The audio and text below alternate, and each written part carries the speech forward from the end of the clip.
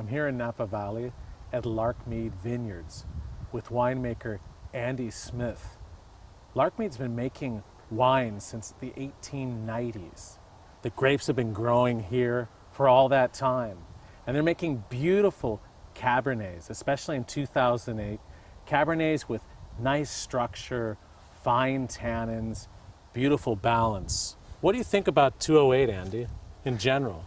I think it's a bit of a sleeper vintage. It's not a vintage that was obviously great when the fruit was coming in, but of any vintage that I've worked with, and that's 13 years at this vineyard, it's the vintage where the wines evolved the most in barrel. Because we chose to harvest quite early, they have really nice structure and freshness.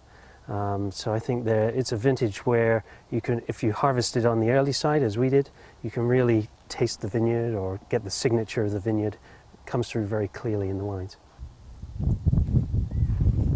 Well, look at these cailloux, these stones, incredible. I mean, Andy, this must really add to the structure and the texture of your wines. This is what's so unique about this vineyard. You know, all these rocks, and they go throughout the soil profile, and they really bring that freshness and that really intense minerality to the wine. It's pretty unique. And this entire area was an ancient riverbed, so we really get a lot of reflective sunlight and also warmth in the spring, and it really gives us that dark, sort of piercing fruit character that we like so much. So Andy, this is the second time for me to taste these wines in a week, so it'll be fun to taste them again. The first one is the estate then. Right, estate Cabernet. So it's predominantly from our really deep gravelly soils, and has a little bit of Merlot and Cabernet Franc in it as well. And the LMV, what a beautiful wine. Much more intense than the estate, particularly on the finish, denser.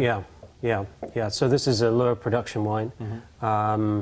It's about 60% Cabernet, again from our rockiest soils. We're building in about 20% Cabernet Franc, brings a lot of aromatic character and some sort of suppleness on the mid-palate. A little bit of Merlot, maybe 10% Merlot breadth on the mid-palate, as you'd expect, and then some Petit Verdot, which is that flash of sort of brilliance, that dynamic kind of violet aromatic, a little bit of acidity. And finally, Solari. Solari is named after Larry Solari, who bought the vineyard in 1948, and this really is our favorite soils, the rockiest soils of Cabernet. It's the same 3 blocks every year, and I think in 2008 it sort of captures the essence of Larkmead. You know, it's really perfumey, but brings all that nice graphite, mineral, tobacco character. It's a vineyard that brings elegance. That's what it leads with. It leads with aroma as well. The only bad news is it's not available in the market till November, it says. You'll have to wait. Okay. Quick taste.